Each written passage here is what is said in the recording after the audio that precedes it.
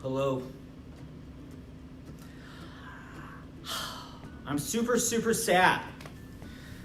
I did a Google search for the best exercises to do to strengthen your core, and I got a million answers that are wrong. And that means every other person who jumps on Google and searches for exercises to strengthen my core are getting the same answers, and then they're doing the things that aren't actually strengthening their core. And that made me super sad inside.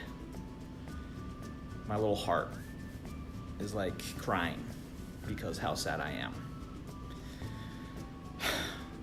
So, let's have a conversation about it. What is strength? Strength is the ability to create force against an external force, right? So if we're lifting weights, we measure strength in pounds, right? If I can lift 30 pounds with this muscle, right? Then the force that's generated by this muscle, we call it lifting. If I can lift 30 pounds, then we say that I'm strong enough to lift 30 pounds, right? That's how we measure strength, okay? The way muscles work, they can contract, they can extend, right? So the muscle doesn't extend, but there's a concentric contraction, right? Muscles shorten. Then there's an eccentric movement of a muscle. Muscles can extend, right? Muscles get longer, they lengthen, or muscles can hold something in place, right? We call that isometric. So they can get shorter, they can get longer, or they can hold things in place, okay? There are certain types of muscles in our body. Muscles that are meant to move joints, right? And muscles that are meant to prevent joints from moving, okay? So the muscles that are in our spine, all of the little tiny muscles that connect our spine are designed to prevent our spine from snapping in half, right? To prevent our spine from moving around too much, right? It's meant to isometrically just hold all of those bones that are important in place, right? So muscles like to be strengthened according to the way that they function, right? So the best way to train your biceps is to do this motion with them, right? Because that's the type of muscle that they are. They're here across our shoulder and our elbow joint, and they're meant to move our arm, right? So the best way to train biceps is to move your arms with resistance, right? Because in order for something to get stronger, by definition, if strength is creating force, then in order to get stronger, it has to create more force, right? And in order for it to create more force, it has to adapt to creating that force, right? That's the way we get stronger, right? If you curl 10 pounds 1,000 times, it is not ever going to get you strong enough to curl 1,000 pounds one time.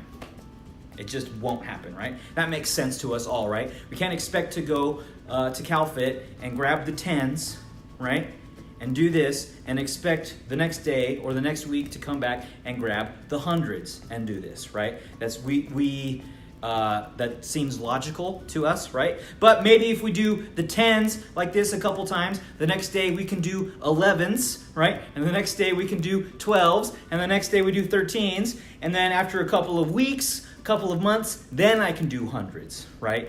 But it's not because I did 10s, right? I can do 100s now because I did 99, right? So we tracking, right? We understand how that works, right?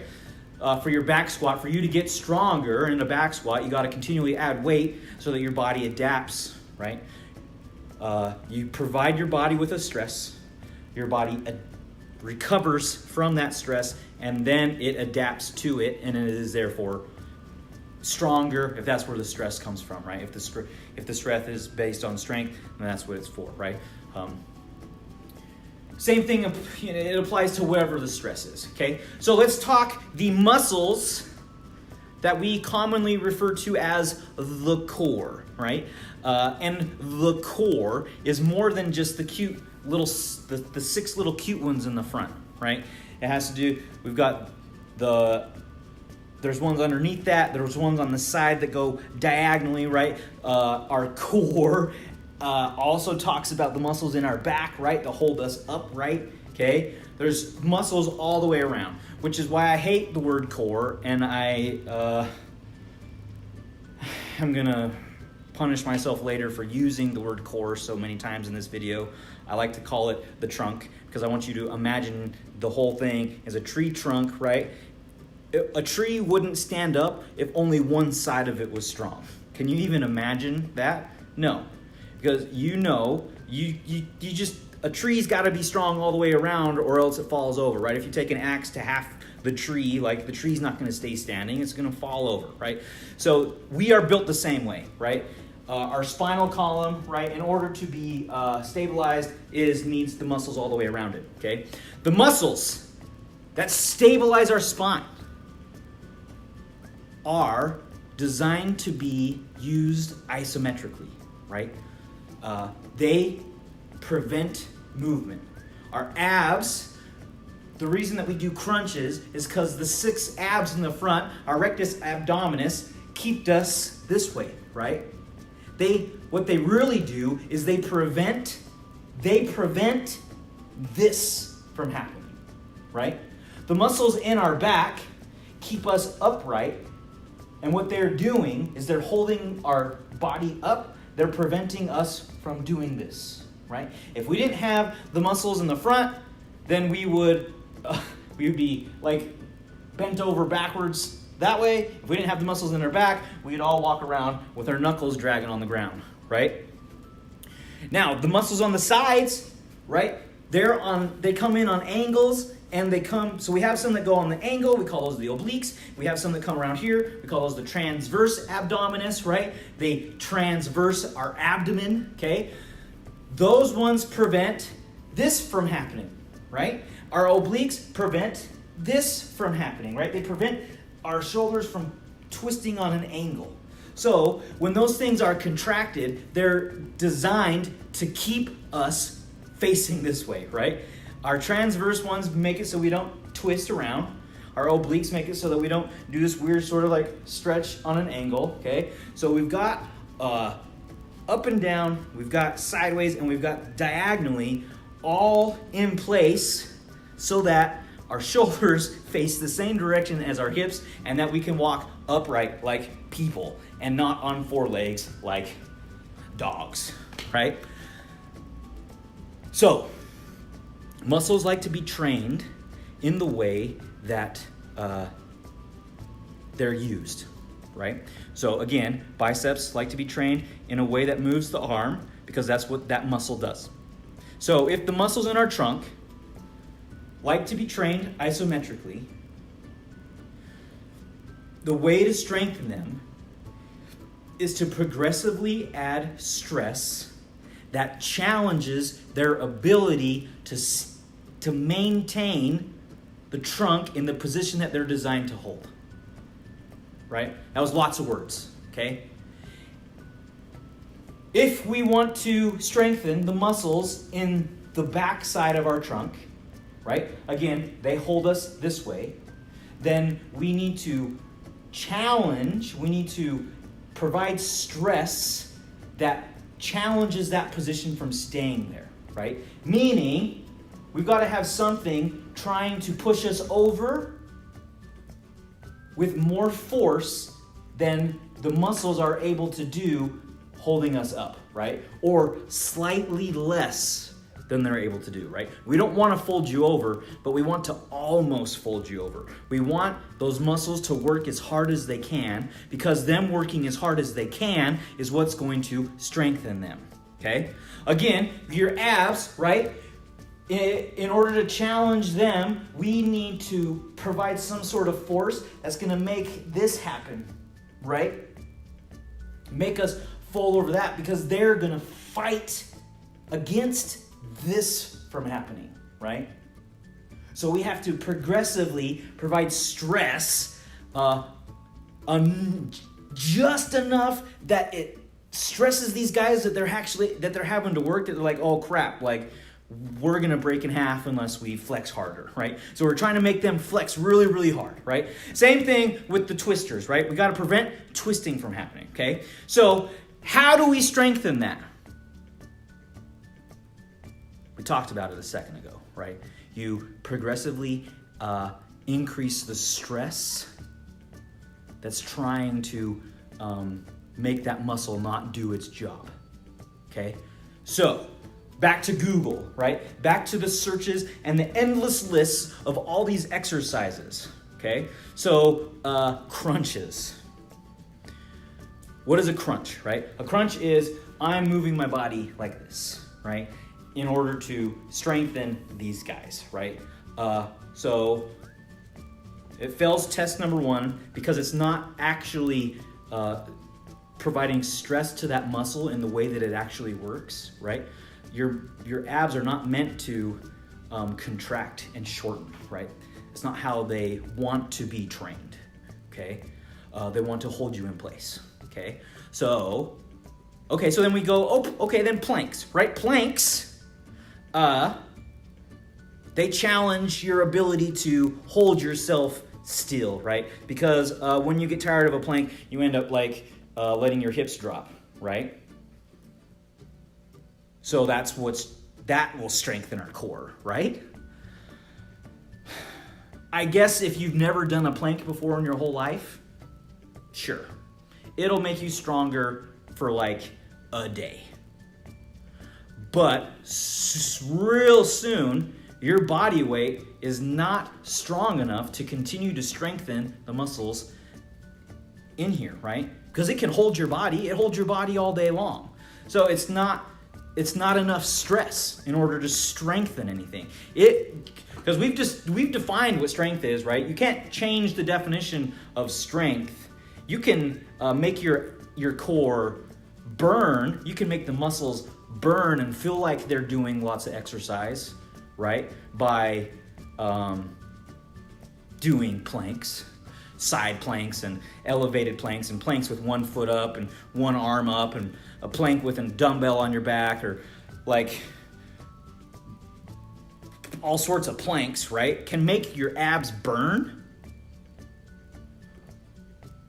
But your abs being exhausted and using energy is not the same thing as your abs getting stronger. Okay? Another little tangent, right? Doing lots and lots and lots of GHD sit-ups will make you sore in your abs like you have never experienced, right? Because when we get sore, we eccentric, right? The sarcomeres and stuff, the fibers that make up our muscles, right? They like to be here. When we contract, they pull closer, so that's what our muscle shortening, right? When we do eccentric, we're pulling those things apart, and when those things get pulled apart, that causes little tiny tears, and that's the soreness, right? Because that's all got to heal. So when we are eccentrically loading something a lot, that's when we get really sore. Like, so for instance, 100 body weight squats, 100 air squats make your quads really, really sore, right? Because all you're doing is coming down as slow as possible so that you don't like bust your pelvis on the floor or blow out a knee, right? So that's why those make you so sore, but they don't actually make you strong enough to squat 225, right? They don't actually make you strong enough to squat your body weight on a barbell on your back. That's not what happens. So if your core needs to be strengthened, then we need to do exercises. We need to find some sort of exercise that's going to challenge those muscles the way that they need to be challenged in order to actually get stronger and not just burn and not just be really sore the next day, right? So how can we do that? Well, we need to find some system, some exercise that we can load incrementally over a long period of time to try to get our body to bend over, to try to get us to snap in half, right? And it just so happens, those most effective exercises we know. And they happen to be barbell exercises. They happen to be squats and deadlifts and overhead presses, right? The bench press, not very much because you're laying on a bench, right? So that your stability isn't being challenged, right? But if you have ever had 300 pounds on your back, the first time you've ever had 300 pounds on your back and tried to squat it, it folds you in half, right? You ever try to pick up a deadlift that you just can't pick up? It makes your back bend over, right? So if we can keep your back flat and have an isometric contraction while you are trying to lift something heavy off the ground with your arms, all of a sudden, not only are we strengthening the legs and the muscles that are contracting in order to lift the weight up, we're also challenging all of those little tiny muscles in your back that are trying to keep your back flat. Same thing with a squat. Same thing with an overhead press, right? You've got 150 pounds over your head. You want to do this. And in order to not fold over and do this, you got to keep everything in your trunk really tight, right? Those are the best exercises to actually strengthen the muscles in your trunk, right? And the reason we want stronger muscles in the trunk is because it improves everything else, right? You want to hold a 5-minute plank, get your trunk really, really strong. Get your trunk really, really strong, and you can hold a plank at body weight for days. We can throw a 45-pound plate on your butt, and you'll still be able to hold the plank because your muscles are strong, right? So let's summarize. Muscles work 3 ways. Muscles in your body have particular jobs, right?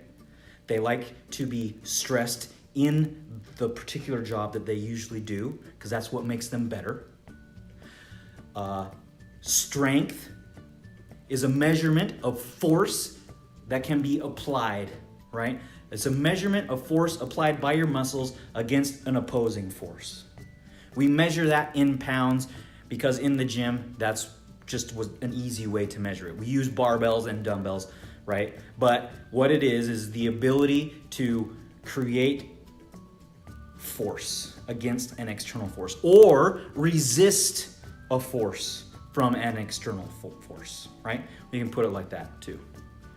So in order to get strong, you need to create, in order for your muscles to have a strength adaptation, they need to have a stress that requires them to be stronger.